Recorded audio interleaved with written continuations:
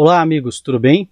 Meu nome é Josemar Bueno e hoje vamos falar sobre o PRODIST, que são as regras e procedimentos de distribuição de energia no Brasil, aqui no site da ANEEL. Então, assim como nós fizemos uma sequência sobre o PRORET, que são os procedimentos de regulação tarifária, ou seja, a parte contábil, Então hoje vamos iniciar aqui uma sequência de vídeos falando sobre os procedimentos técnicos de conexão e planejamento da rede elétrica no Brasil.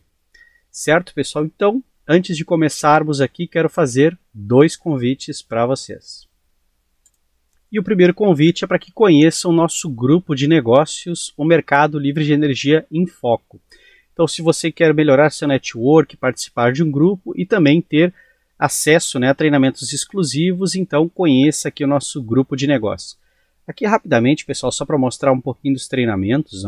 Quem participa do grupo, então, tem acesso aqui, por exemplo, nós já tivemos o curso de luminotécnica, teremos agora aqui um curso de imersão de contratos de comercialização, instalações elétricas, corrente elétrica alternada, Então são todos na forma de live, os cursos ficam gravados, Então são treinamentos exclusivos, fora outras vantagens aí de participar do grupo de negócios. Então, deixo aqui o convite para que conheçam. E o segundo convite, se você está pensando em trabalhar no Mercado Livre de Energia, deixo o convite então para que conheça o nosso curso de Mercado Livre de Energia. Afinal, não custa nada visitar a página e conhecer o curso. Então, olha só, aqui na página tem então um vídeo explicando sobre o curso, depois temos aqui o material de apresentação, logo abaixo aqui temos os conteúdos, e mais aqui ao final o nosso certificado, então empresas com profissionais certificados, emitido pela CCEE. E vamos aqui mais acima, e aqui só para você entender, quando você adquire o curso, você está adquirindo 32 horas de videoaula, mais 30 horas de materiais extras, E para tirar as dúvidas, temos 42 horas de encontros online ao vivo, para tirar as dúvidas do curso, organizados em sábados. Então, já iniciamos no dia 17 de fevereiro, mas temos até o dia 23 de novembro. Então, você pode comprar o curso e participar de quaisquer sábados para tirar as dúvidas. Bom, é isso, pessoal. Então, os detalhes estão na página. Vamos agora, então, para o nosso conteúdo. Pronto, então pessoal, estamos aqui no site da ANEEL, na página do PRODIST, Deixa eu ficar para cá para não atrapalhar o texto. Vamos pegar aqui a minha caneta. Pronto.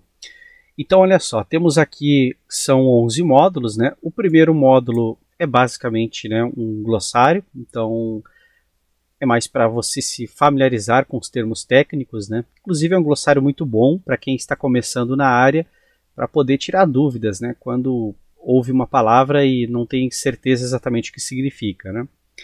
Temos o módulo 2, que vamos ver logo na sequência, que fala do planejamento da expansão do sistema de distribuição. Depois outros módulos, como o módulo 3, que fala da conexão ao sistema de distribuição.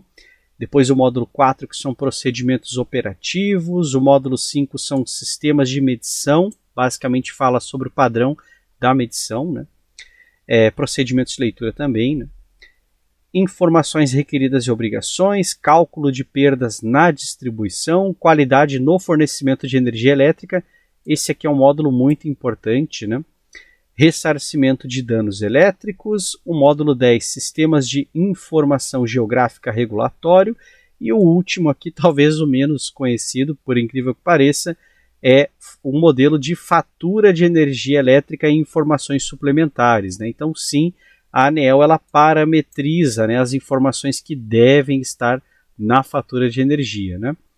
Bom, então, pessoal, hoje eu quero falar para vocês sobre o módulo 2, que é o planejamento da expansão do sistema elétrico. E só para colocar um contexto, acontece o seguinte, as pessoas pensam assim, poxa, o Brasil tem um sistema interligado nacional. Mas como é organizado isso? Como decidiram que os níveis de tensões, por exemplo, vão ser os 23 mil volts na média tensão, e aí 380 ou 220 volts na rede secundária, e os troncos de rede com 500 kV. Então, como é que isso foi decidido?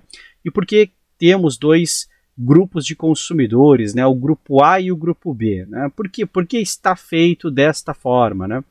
Então a resposta, né, é o planejamento que foi dado ao longo dos anos e depois aprimorado pela ANEEL. Então vamos olhar agora o módulo 2, né, o planejamento. Pronto, então estamos aqui com o PDF aberto, né? Então aqui fala sobre o planejamento. Então deixa eu sair da frente aqui, né? Então, o planejamento da expansão do sistema de distribuição, né? Então aqui diz o conteúdo. Além desta seção introdutória, este módulo é composto das seguintes seções. Então, seção 2.1 vai até a seção 2.4. Então, 2.1, previsão de demanda. Define as bases sobre as quais as distribuidoras, né, de energia, no caso, devem desenvolver os estudos de previsão e demanda, compreendendo periodicidade, horizontes de abrangência, coleta de informações e pontos de interesse. Na seção 2.2 é a caracterização da carga e do sistema elétrico. Então, define as diretrizes para as distribuidoras caracterizarem a carga de suas unidades consumidoras e o carregamento de suas redes, né, e transformadores por meio de informações oriundas de campanhas de medição.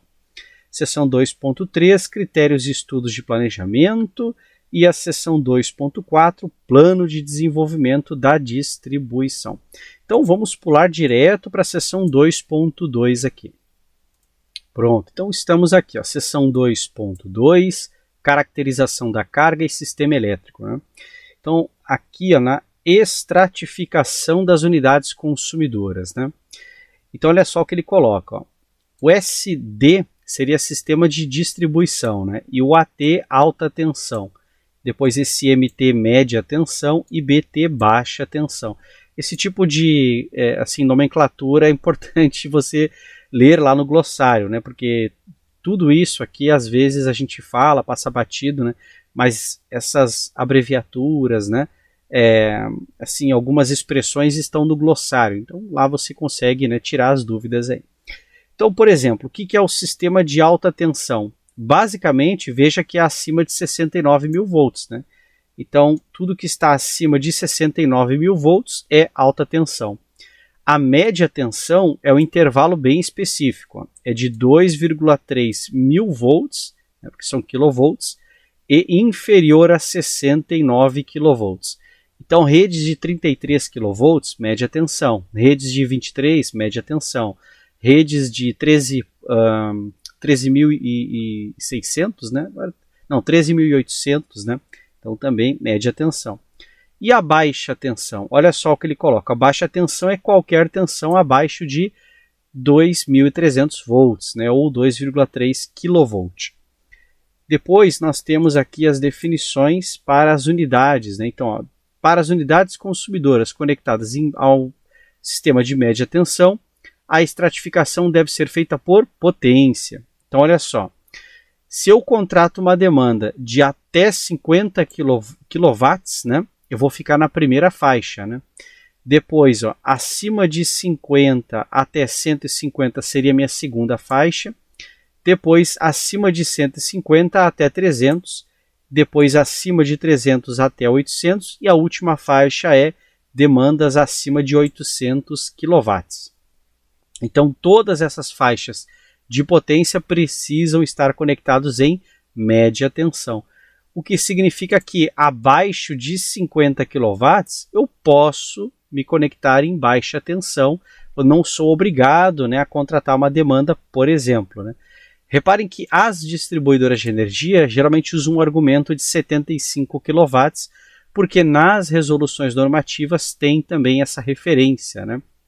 Mas aqui é o plano de estratificação, tá, pessoal? É a base para esse tipo de tomada de decisão ou normatização, né?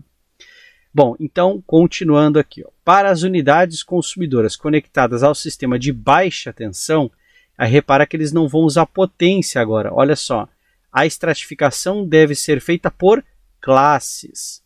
Então, ao invés de criar um sistema, né, de micropotências, que eu acho muito melhor, né, eles criaram essa classe aqui. Então, por exemplo, classe residencial.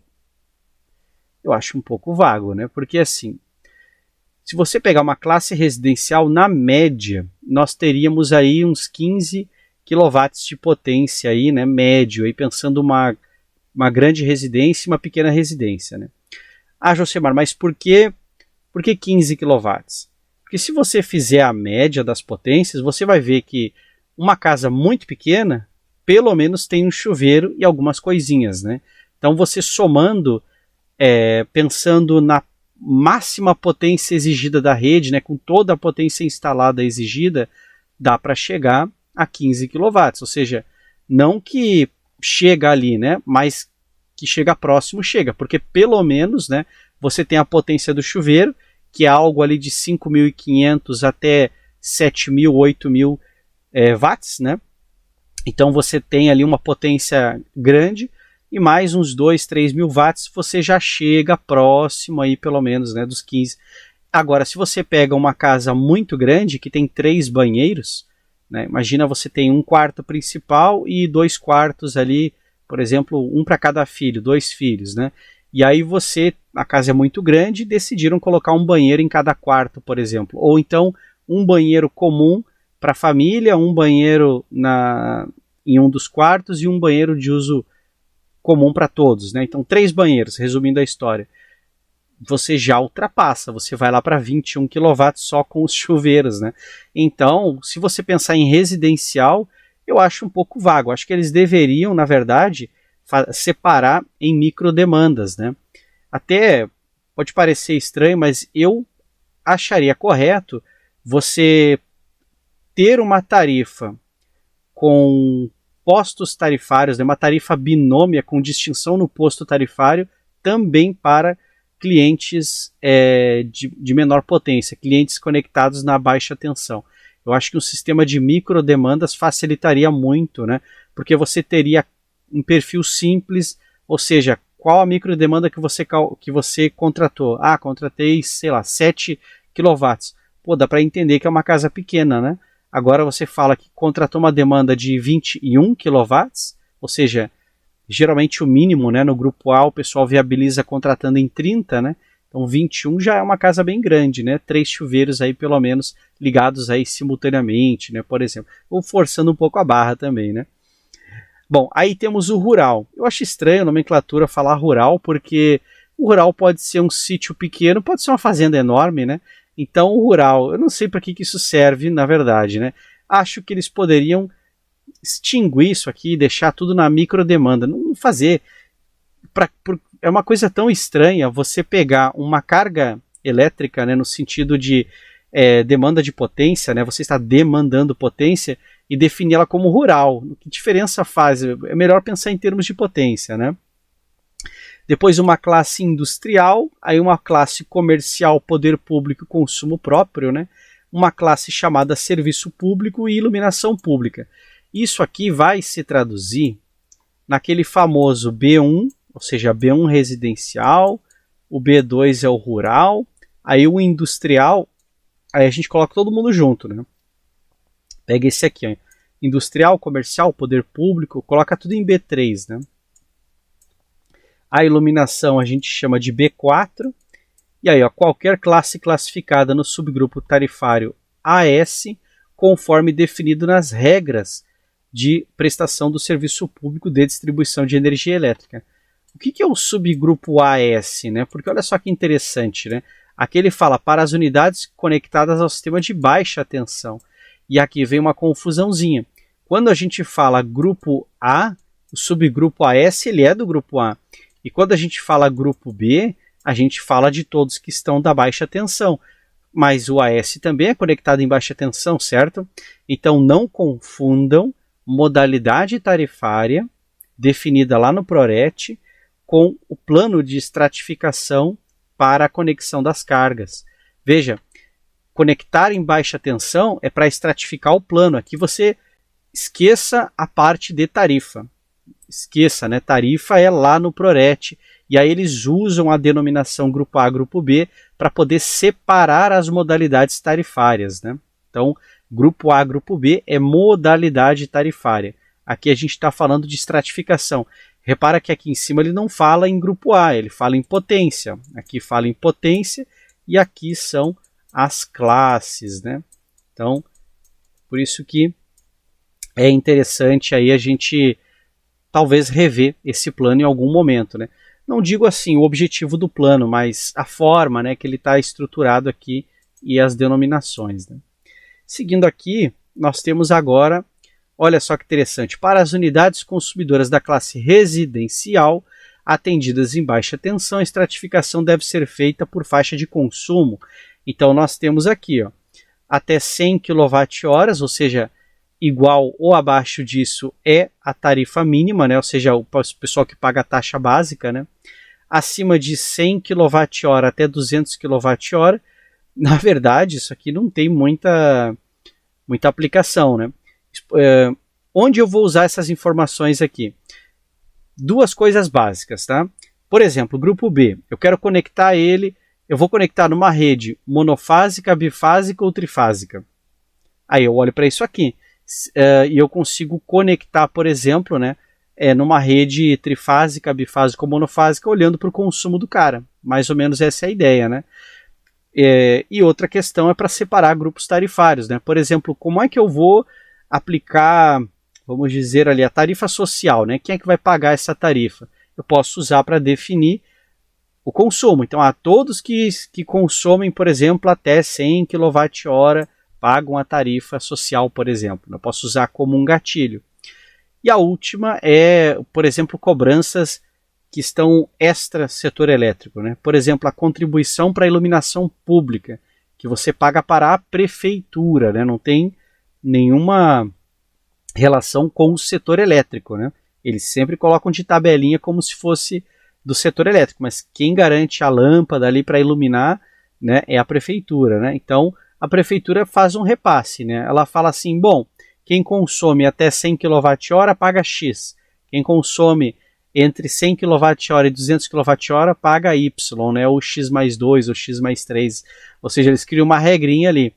E a prefeitura coloca isso na lei orgânica do município. Então, qual é a base da lei orgânica do município?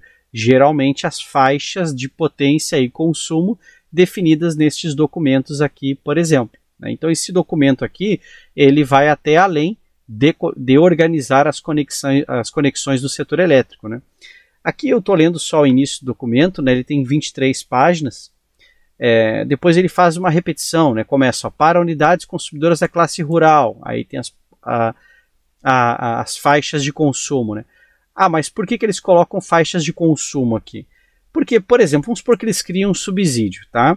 Então criaram lá o subsídio para ajudar no agronegócio, lá o pessoal do rural. Como é que eu vou colocar um gatilho para saber quem merece, quem não merece, né? Quem pode usar, etc. Então a gente pode usar, por exemplo, assim, quem consome até 300 kWh tem tal desconto, tal benefício, ou sei lá, tal coisa, né? Então se eu quero criar um subsídio, um benefício, ou quaisquer que seja o encargo, né? Eu posso então usar as faixas de consumo como referência. Eu deixo por base o documento da ANEEL. Então é uma forma, né, de também organizar o setor, né? Bom, é isso, pessoal. O documento aqui, ele continua, né, colocando a estratificação simplificada, né, e vai seguindo aqui. E agora me digam nos comentários, né, vocês gostariam que eu falasse um pouco mais desse módulo? Ele não é tão interessante assim, é interessante, conheciam, não conheciam? Então deixe aí nos comentários. E antes de encerrar o vídeo, quero fazer mais 2 convites para vocês. E os 2 convites são para que conheçam o nosso grupo de negócios e para que conheçam o nosso curso de Mercado Livre de Energia. Os links todos estão na descrição deste vídeo e também tem o link aqui para o grupo no Telegram, certo, pessoal? Então é isso, um grande abraço a todos e até o nosso próximo vídeo.